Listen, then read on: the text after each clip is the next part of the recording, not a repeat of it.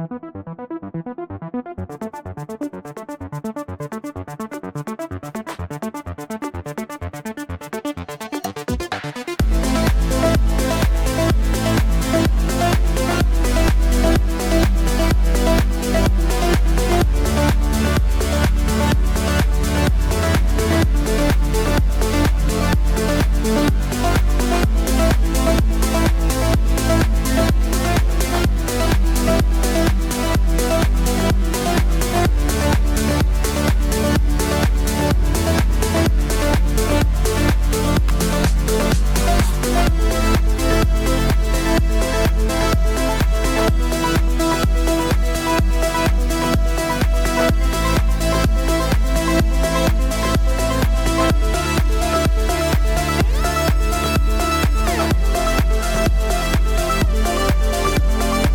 मला सांगायलाच पाहिजे की हे नाव कसं आलं, कारण सोकुल 2, सोकुल 2, सोकुल भाग 2 असे खूप प्रयत्न करून झाले होते आणि नावच सुचत नव्हतं. पुस्तक तर तयार होतं, पण अशा वेळेला तुम्हाला कळतं की एखाद्या गोष्टी, अरे नचिकेत आलाय, ये प्लीज पुढे बस, ये हाय, त्यात नाही हजबंड तर पुस्तकाचं काय झालं, पुस्तक तयार होतं पण नाव मिळेना. तर ते मला एक्झॅक्टली कळलं जेव्हा मला ऍक्टर म्हणून असं वाटतं की कशाला पाहिजे डिरेक्टर, मला तर ऍक्टिंग येतं, मला वाक्य येतात पाठ करता, मला I know how to interact with the costar, आणि ते कसं तेव्हा हसायचं, विनोदी सीन आहे का इमोशनल सीन आहे, कसा सीन आहे तेही मला कळतं. तर मग why do we need a director. पण जेव्हा डिरेक्टर असतो तेव्हा तो डिरेक्टर तुमची एनर्जी ज्या प्रकारे ड्राईव्ह करतो, ज्या प्रकारे तो डिरेक्टर तुम्हाला सांगतो की तू कसं व्यक्त व्हायला पाहिजेस, हे फार महत्वाचं आहे. ते सांगायला जर कोणी नसेल तर फार दिशाहीन प्रवास होऊ शकतो. ते पुस्तकाच्या बाबतीत झालं नाही, कारण आल्हाद गोडबोले सर होते आणि सोकुल टेक 2 हे नाव त्यांना सुचलंय. त्यामुळे पुस्तक तर तयारच होतं, त्यातले लेखही निवडून झाले होते, पण जसं शीर्षक लागतं, एखाद्या सिनेमाला टायटल लागतं, तसंच पुस्तकाचं टायटल महत्त्वाचं होतं. तर मी माझ्या मनोगतामध्ये लिहायचा प्रयत्न केलाय की अनेकदा असं वाटतं की पहिल्या टेकपेक्षा दुसरा टेक जरा बरा होता, कारण पहिल्या टेकमध्ये थोडीशी आपली धावपळ झालेली असते, आपला को ॲक्टर कसं रिस्पॉन्ड करणार आहे हे आपल्याला माहिती नसतं. तर दुसरा टेक करेक्ट असतो. तर करेक्ट आहे असं मी काही म्हणायचं धाडस करणार नाही, पण मला जरा मजा आली ते लिहिताना आणि ते नाव अगदी चपखल बसलं. सिच्युएशन सांगत नाही, मी वाचायला सुरुवात करते, पण माझी अट अशी आहे की तुम्ही ऐकताना प्लीज तुमच्या कल्पना विस्तारात जा आणि इमॅजिन करा काय घडतंय. तिथे माझ्या खूप ॲक्ट्रेस मैत्रिणी आहेत, वंदना, कविता, शुभा, कितीतरी जणी, आणि ॲक्टर्स पण आहेत. पण तुम्ही सगळ्यांनी इमॅजिन करा, तरच तुम्हाला मजा येईल. त्या चपला, बस बस काय घेणार, अशी कौतुक मिश्रित विचारपूस करत संयोजकांच्या पत्नीनं माझं नेमकं आदरातिथ्य केलं. त्या दिसायला फारच गोड, टापटिपीत, सुंदर साडी, नेमका मेकअप, छान केशरचना करून तयार होत्या. पण मला कळेना, आम्ही दोघीच चहा घेणार होतो तर त्या इतकी धावपळ का करत होत्या. डबे उघडणं, लायटर, सुरी, फोडण्या असे विविध आवाज आणि वास येत होते. माझ्यासाठी म्हणून त्यांनी पोहे उपम्याचा घाट घातला की काय या शंकेनं मी त्यांना आठवण करून दिली की मी फक्त चहाच घेणार आहे. म्हणजे एक इव्हेंट होता आणि इव्हेंटच्या आधी तुम्हाला पाठवतात ना की तू जरा ह्यांच्याकडे थांब 10 मिनिटं. मी कोणाच्या तरी घरी गेले होते एक 10-15 मिनिटं बसायला. तर त्या हसून म्हणाल्या, नाही ग, चहा आपल्या दोघींसाठीच टाकलाय, पण काय आहे ना, रात्री काही नातेवाईक जेवायला येणार आहेत आणि नेमकी स्वयंपाकाच्या बाईंची रजा, तुझा कार्यक्रमही मला चुकवायचा नाहीये. मी म्हणाले, अरे च्या, मग मी करू का जरा मदत, मला सुद्धा आवडतं स्वयंपाक करायला, काय करू सांगा ना. त्या छान हसून मोकळेपणाने म्हणाल्या, गाजर आणि काकडीच्या फोडी करशील का प्लीज, फ्रीजमध्ये आहेत बघ. ओके असं म्हणून मी फ्रीज उघडला, मात्र पिंगपॉंगच्या बॉल सारखे लिंबूच टणाटणा बाहेर यायला लागले. कॉर्नफ्लेक्स सार आवाज करत सांडायला लागलं. बदाबदा पडणाऱ्या टोमॅटोंनी माझी ओटी भरली. ते सावरायला वाकले तर वरून कुठला तरी चाट की काय मसाल्याचं पाकिट माझ्या डोक्यात पडलं आणि भांगात सिंदूर भरतात तसा तो मसाला भरलेला दिसायला लागला.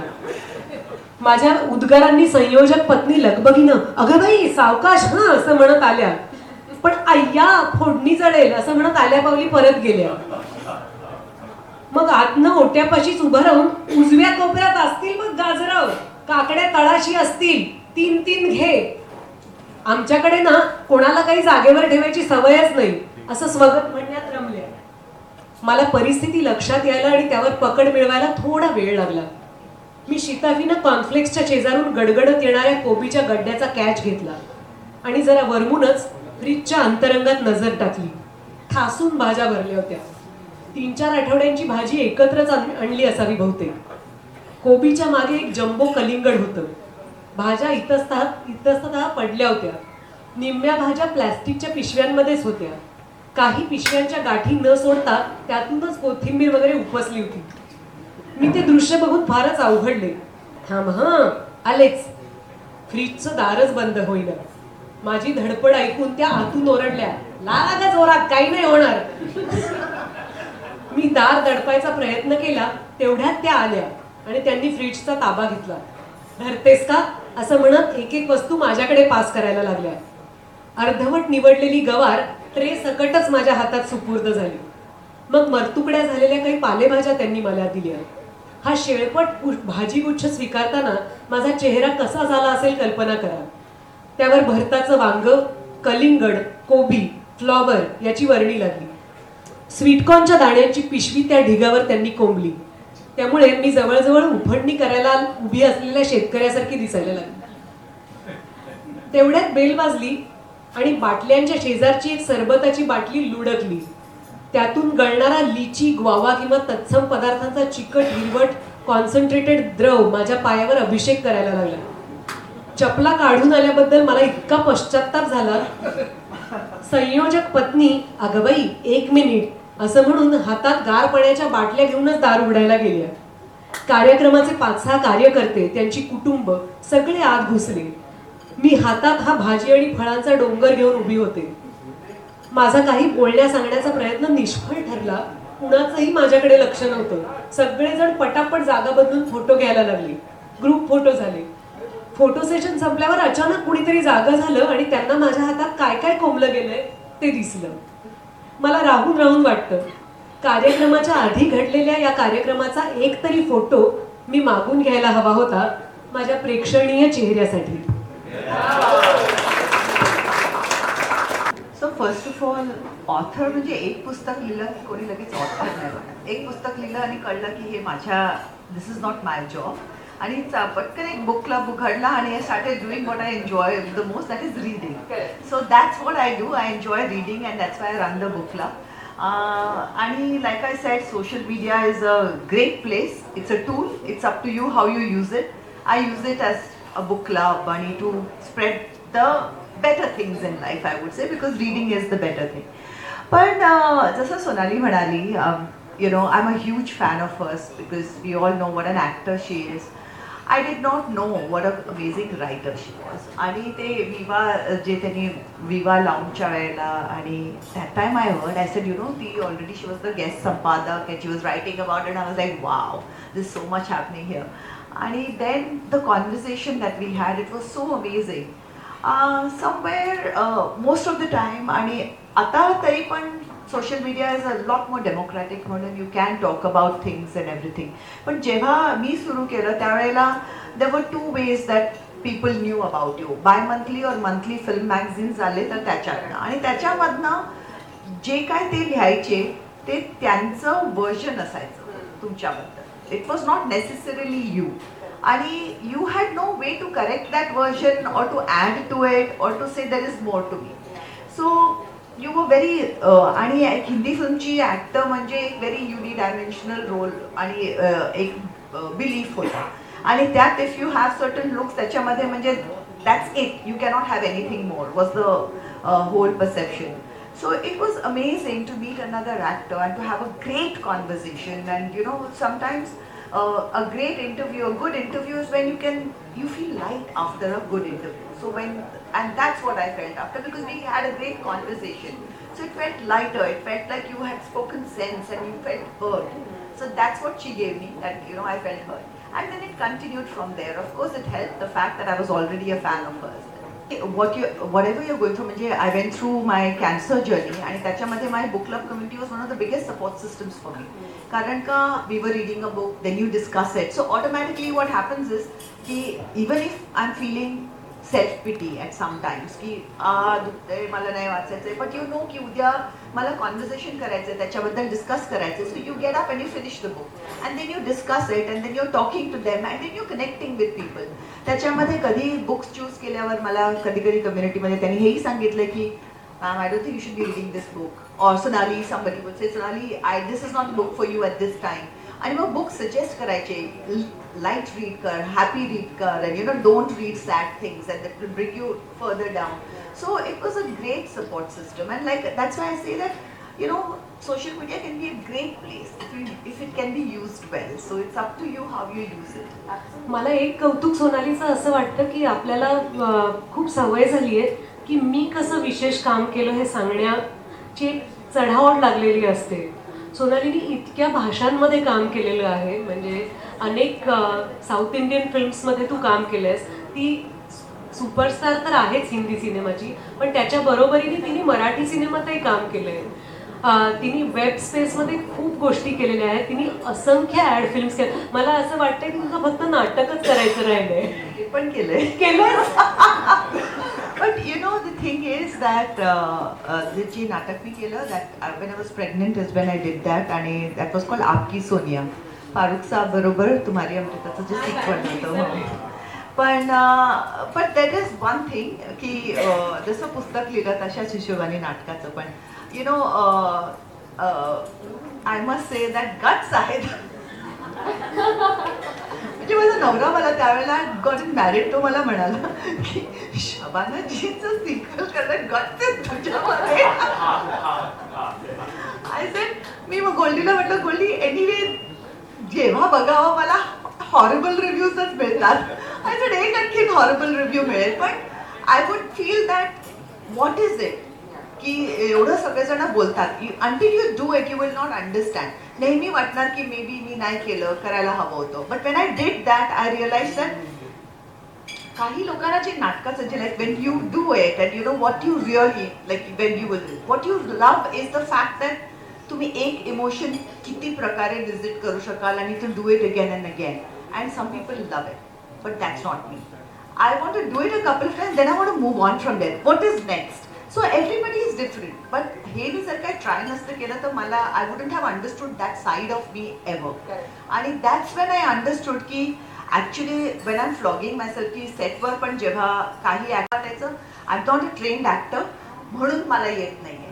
ते थिएटर केल्यावर मला कळलं की इट्स नॉट अबाउट नोईंग और not knowing. Some people are more spontaneous, some people are not. I prefer lesser takes. I prefer the first few times and then when once it starts getting repetitive, it's okay to be, you can be that kind of actor also. हे मला ते केलं म्हणून कळलं. So you have to always try things. सगळ्यांना जे बोलायचे सगळे बोलतच असणार आणि you know what, they are right also. मी काही ट्रेन होऊन आलेली नव्हती. I learned on the job. But the fact is that I was trying my best. I was trying my best. खरं तर असं काही not going to corner you anything. I just always I feel की माणूस writer आपल्याला नेहमी, आता मी याला म्हटलं अरे तू सह्या का नाही लिहित रे, तर मला म्हणतो पुस्तकात, अरे नाही ते मला सुचत नाही. आणि पटकन मला SMS केली नवीन लिहिलेली कविता. तर मी म्हणतोय शक्यतो व्यक्त होणं, तर त्याला आधी भाषा हवी का अनुभव हवा? तुझ्या बाबतीत काय घडलं? असा प्रश्न एखादा लेखक माणूसच विचारू शकेल ना, ह्याच्यावर तूच व्याख्यान द्यायला पाहिजे. पण मला असं वाटतं की या दोन्हीच्या पलीकडे आपली संवेदनशीलता असते काही काही टिपण्याची. म्हणजे दरवेळेला आपण लिहायचं म्हणून बघत नसतो, पण आपल्यामध्ये ती इच्छा तरी पाहिजे की आपण ते अनुभव घ्यायला उत्सुक आहोत असं मला वाटतं. आणि त्यातनं आपण गेलो तर त्या अनुभवांना भाषा सापडत जाते. त्याचं आपण म्हणजे त्याला आपण वे नाही करू शकत की ही भाषा चांगली आहे का कमी आहे का. काही काही जणांची भाषा अलंकारिक असू शकते, पण जर अनुभवच नसेल तर त्या सुंदर भाषेचं करायचं काय असं होऊन बसतं. म्हणजे सोनाली जर चांगली अभिनेत्री नाहीये तर आपण किती दिवस तिला वेगवेगळ्या कॉस्ट्युममध्ये छान म्हणू. ती उत्तम अभिनेत्री आहे, आज ती ताकदीने वेब स्पेस पण हाताळू शकते, म्हणून आपल्याला तिला बघायला मजा येते. तर ते याचाच उपप्रश्न एवढाच आहे, याचा फक्त उपप्रश्न एवढाच एवढा की मी म्हणजे हिला रायटर म्हणून मला असं वाटतं की मी हिचे जे फोन कॉल्स असायचे ना भावाबरोबर, संदेश इथे बसलाय, हो. तर किंवा आई बरोबर, तर मला असं वाटायचं ते फोन कॉल्सच इतके म्हणजे दिवस काय झाला, अनुभव काय आहे आणि त्यातनं काय डिटेलिंग आहे. मला असं वाटतं की ते तेव्हाच मला असं वाटायचं की अरे ही तर लेखिका आहे यार. तर मला आता प्रश्न असा आहे, हा झाला भाग साधारण हे असं आहे भूमिका पण मला प्रश्न असा आहे की मग तू आता लेखिका झाल्यावर आता आपल्याला कळतं की मी आता लिहू शकतो, लिहिलं पहिलं टेक 1 लिहिलंय, तर तू नंतर लिहिताना तुला याचा फायदा झाला का की मी आता भाषा वापरू शकते माझ्या, बरोबर आहे. म्हणजे तुला मग दैनंदिन जीवनातही याचा फायदा झाला? आधी तुझ्या प्रश्नाच्या आधीचं जे प्रिल्यूड होता त्याच्याबद्दल मी सांगते. मी अशा घरातनं आली आहे जिथे माणसं, म्हणजे माझी एक मावशी आहे होती, सिंधू मावशी नावाची, ती तासन तास माझ्या आईशी किंवा कुणाशीही गप्पा मारू शकायची. आणि आपण कटवायला असं म्हटलं ना की मावशी बेल वाजली, अगं कोणीतरी बघ की कोण आहे, निरंजन आहे का काय बघ, मग मला सांग येऊन कोण आलंय ते. किंवा कुकरच्या शिट्ट्या झाल्या, ती म्हणायची किती, अगं 4थी शिट्टी झाली, बंद करून आणि माझ्याशी बोलच. इतका वेळ असणाऱ्या म्हणजे त्या काळातलं म्हणतीये. पण तुझा प्रश्न अगदी बरोबर आहे की भाषा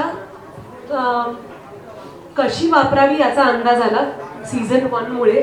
आणि दुसरं म्हणजे आपल्या लिहिण्यामध्ये थोडीशी संपृक्तता येते, म्हणजे थोडं पूर्ण कमी शब्दांमध्ये जास्त व्यक्त व्हावं असं वाटतं. त्यातही मला 2 टिंब लिहायची सवय आहे, त्याच्याबद्दल आल्हाद गोडबोले सरांनी फार छान पद्धतीने ती मांडली आहे. मला नेहमी असं वाटतं की वाक्य संपल्यावरही माझं सांगून झालेलं नाहीये, मला अजून थोडंसं सांगायचंय. येस. तर आता भाषा फार चांगल्या पद्धतीने वाचता येते आणि नव्याने मराठी शिकावीशी वाटते. म्हणजे पुण्यातलं प्रकाशन झालं तेव्हा माझ्या कॉलेजमधल्या मराठीच्या प्राध्यापिका डॉक्टर माधवी वैद्य प्रकाशनासाठी आल्या होत्या. त्या मला शिकवायला कधीच नव्हत्या, पण मी त्यांच्याकडून कविता शिकले, म्हणजे साहित्यिक शिकले. त्यांनी आरती प्रभूंवर डॉक्टरेट केलेली आहे किंवा त्यांनी कुसुमाग्रजांवर इतकं काम केलंय. सचिन, तुला आवडणारे आपले कवी कुसुमाग्रज, हो की नाही? कवी मग आम्हाला म्हणून दाखव, लगेच म्हणून, एक 15 सेकंद लागतील. कावेरी त्यांची एक कविता शिकली मागच्याच आठवड्यात, तर तिला त्याची आठवण आली. हो, तर बरोबर आहे, आता शिकीनच भाषा चांगली. सोनालीजी, मी एक नम्र विनंती आपल्याला करत आहे. तुम्ही उत्कृष्ट अभिनेत्री आहात, संवेदनशील व्यक्ती आहात. तुम्हाला अनेकदा आम्ही महिला पोलीस अधिकाऱ्यांना मार्गदर्शन करण्यासाठी बोलवलेलं आहे. परंतु आमचं गुन्हे शाबितीचं प्रमाण, म्हणजे कन्व्हिक्शन रेट ज्याला म्हणतात, ते हळूहळू कमी होतंय. त्याचं कारण आमचे लोक वृक्ष आणि रटाळ पंचनामा लिहितात, पोलीस पंचनामा, आणि तो कोर्टात सिद्ध करणं खूप कठीण असतं. तुम्ही आता जे फ्रीजचं वर्णन केलं ना, त्या फळे भाज्या, तुम्ही जर आमच्या पोलीस अधिकाऱ्यांना पंचनामा कसं करायला शिकवलं तर we could so great.